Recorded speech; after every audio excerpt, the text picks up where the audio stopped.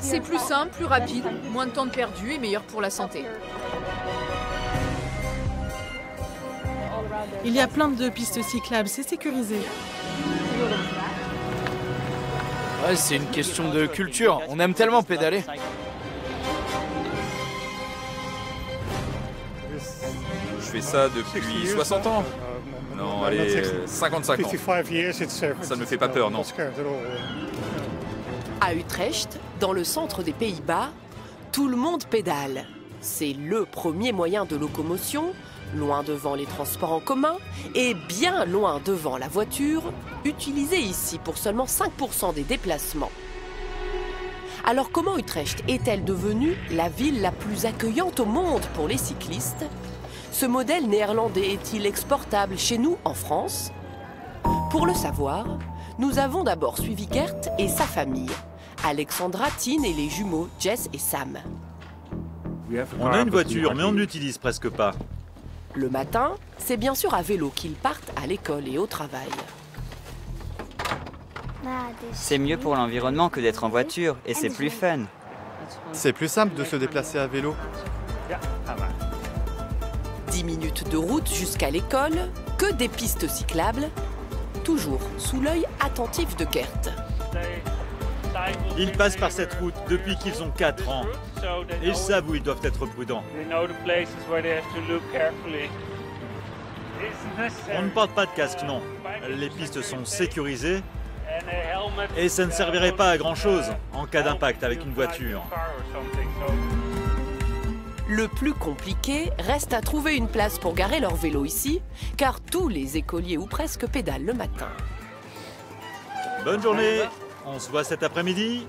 À tout à l'heure, après ton cours de dessin. Gert poursuit ensuite sa route jusqu'au travail. Là encore, il n'emprunte que des pistes dédiées au vélo. 420 km de bandes rouges rien que dans Utrecht. Et parfois, la voiture n'est pas la bienvenue. Regardez ce marquage sur la route et le panneau. Ça veut dire que la voiture est invitée, elle est autorisée à rouler, mais elle doit ajuster sa vitesse à celle des vélos. À d'autres endroits, la voiture est même bannie de la circulation, comme ici sur l'artère principale de la ville, 37 000 vélos par jour en moyenne, ou sur ce pont. Une voie express cyclable, 110 mètres de long pour traverser le canal d'Amsterdam et relier la vieille ville au nouveau quartier résidentiel.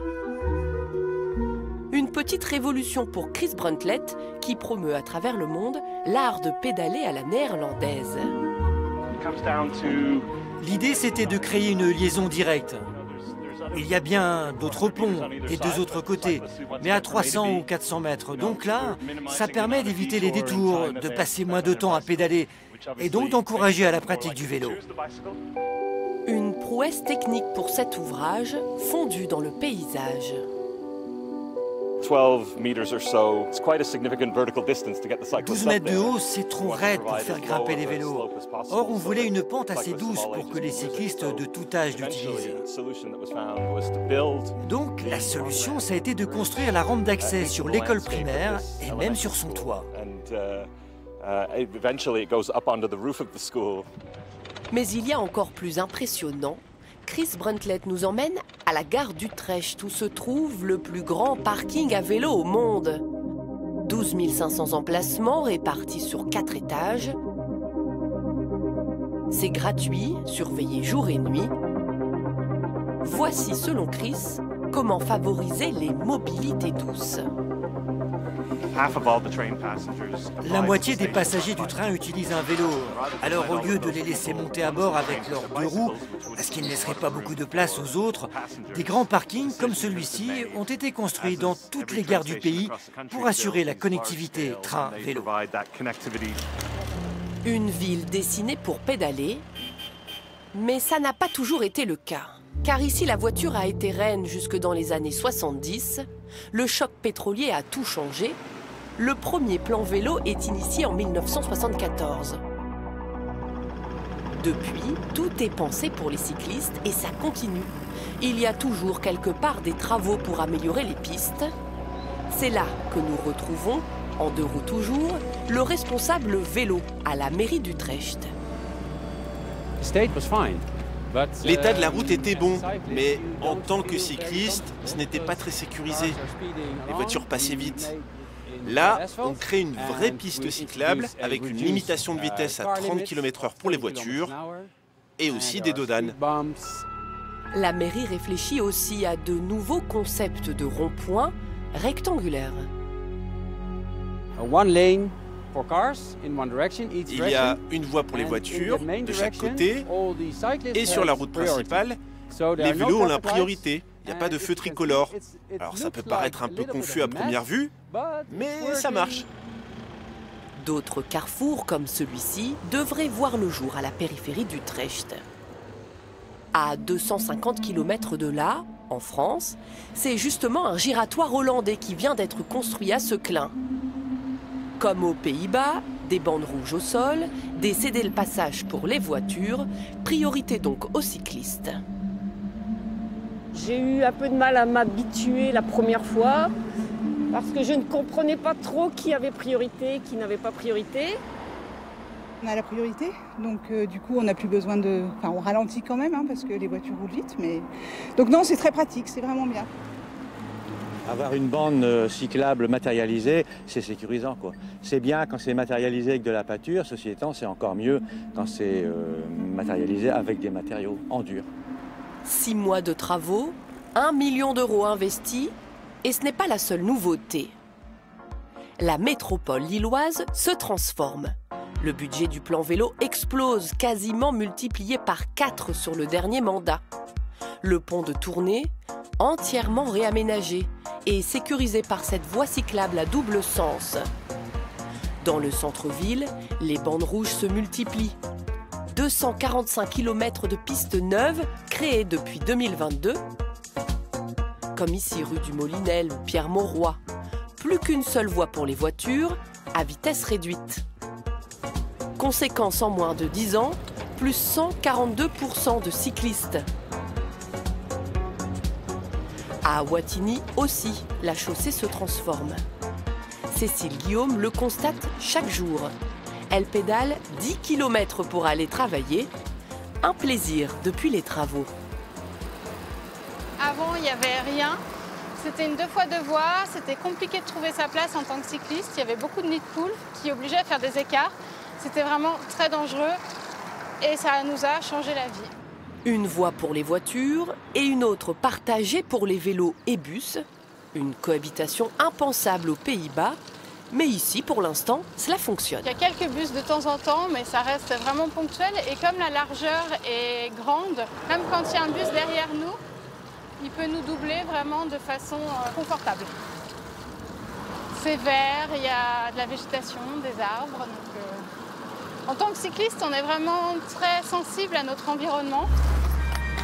Pour s'assurer que d'autres cyclistes apprécient aussi ces transformations, Cécile opère un comptage du nombre de 2 roues qui empruntent chaque jour cette route. Alors c'est un bâton par cycliste. Le résultat est sans appel.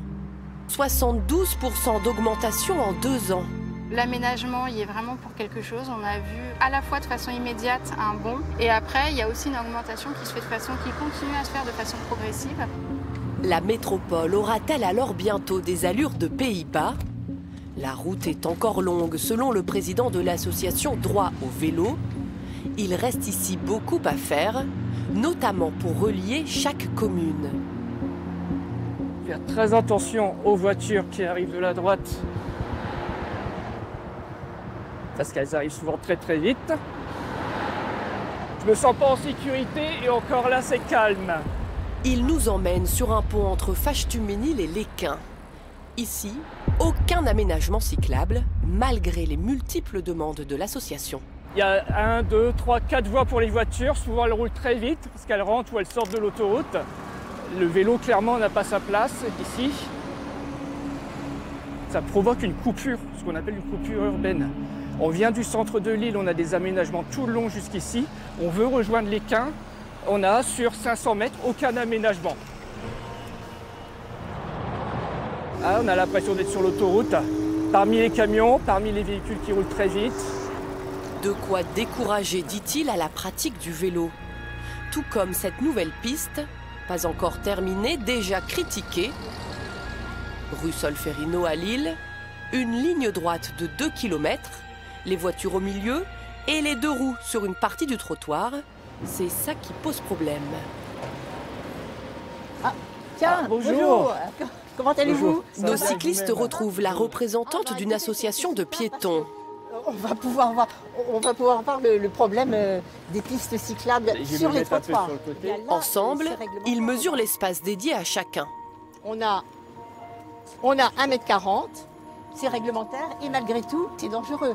C'est très restreint, C'est très 1,40 m, c'est le minimum légal.